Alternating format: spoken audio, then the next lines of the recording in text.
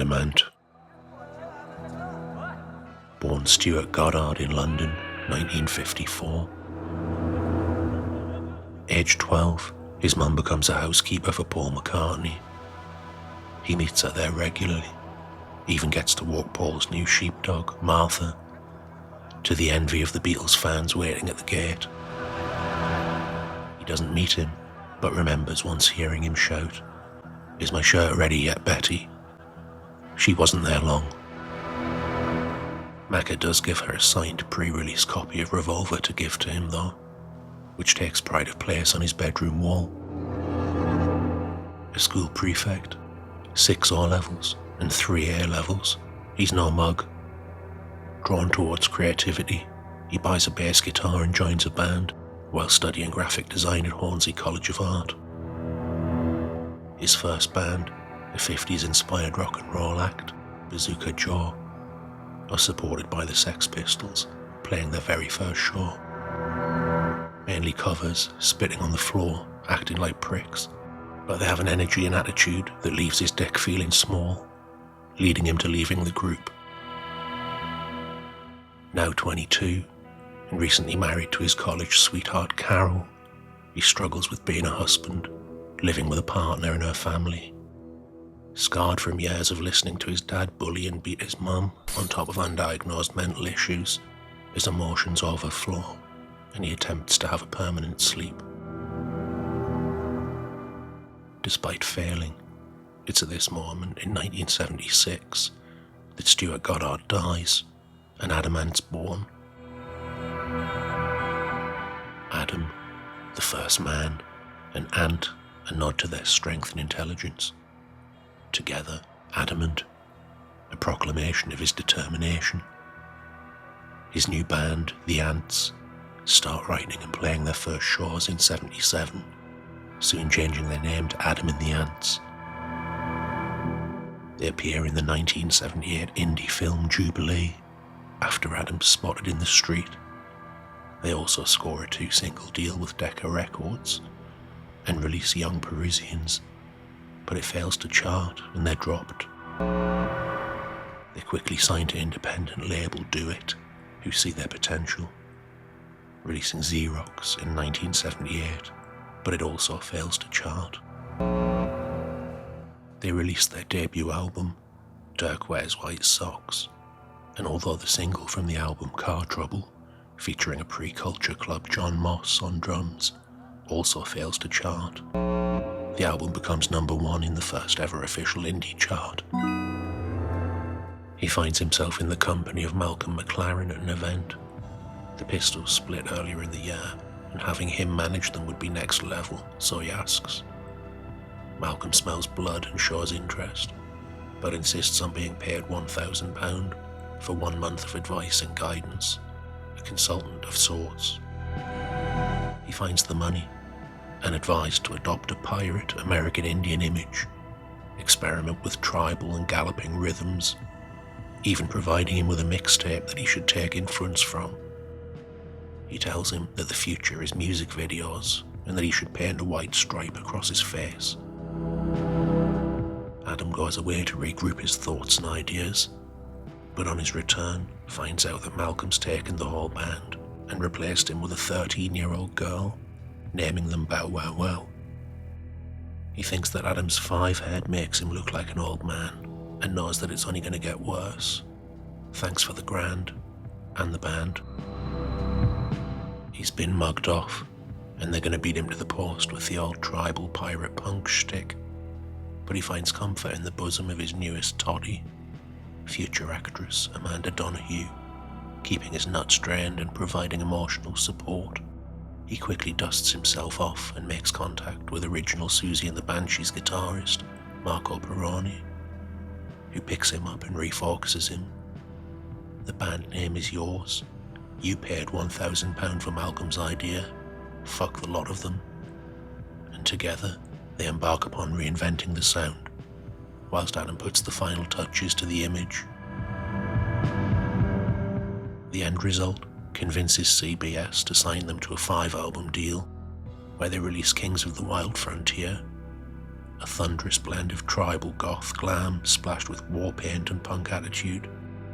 The title track peaks at 48, a disappointing start, followed up by Dog Eat Dog, which also struggles, scraping into the top 40, too low to get them on top of the pops, but they're offered a last-minute slot when Madness pull out.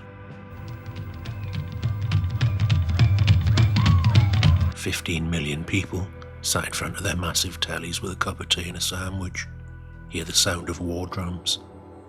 2 drummers, like the glitter band on Wiz. The camera pans across the band and we see the exotic cyberpunk warrior gang and its leader. You may not lie, things we do only helps ignore the truth. Not since Ziggy Stardust era Bowie has there been a more iconic looking frontman with a unique sound. Even your gran puts her glasses on and squints at the TV.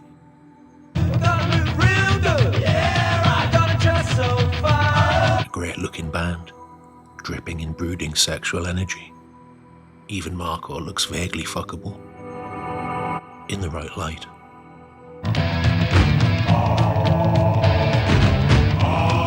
They've worked towards this moment their whole lives and leaving it all on the stage. Kevin Mooney was another upcoming hottie of the early 80s, so he was quickly given a new look.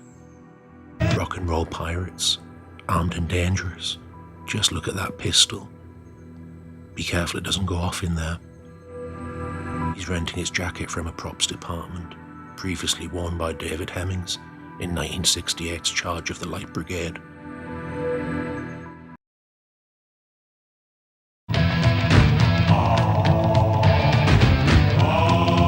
Performance creates a huge buzz, pushing it to number 4. His look and pop sensibility enables him to hand feed the dung beetles with greens, a turd whisperer, and they're screaming for more. Ant Music reaches number 2, cementing their place in the pop A-list, bridging the gap between the weirdos and the drones. No Smoke or Mirrors.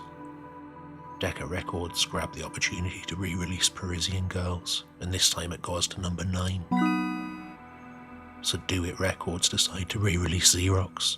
Adam asks fans not to buy it, but it still reaches 45. They also re-release Car Trouble as the final cash-in, reaching 33. The next album is 1982's considerably camper Prince Charming. CBS want an album a year, so quality control has to take a backseat from here on. The first single, Stand and Deliver, is their first number 1. They're now officially a household name, and it's time to make hay. The title track, Prince Charming, a song that kiddie fiddler Rolf Harris instantly recognised as his, ripping off his song War Canoe, goes to number 1. Rolf's paid a sizable out-of-court settlement.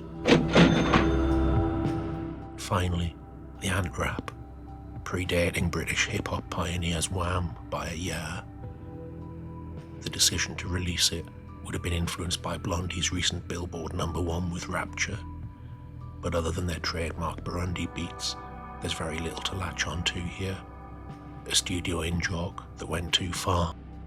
Put some wax on the tracks and slide on out of here. Put some wax on the tracks and slide on out of here. For those of you born with a silver spoon in your mouth.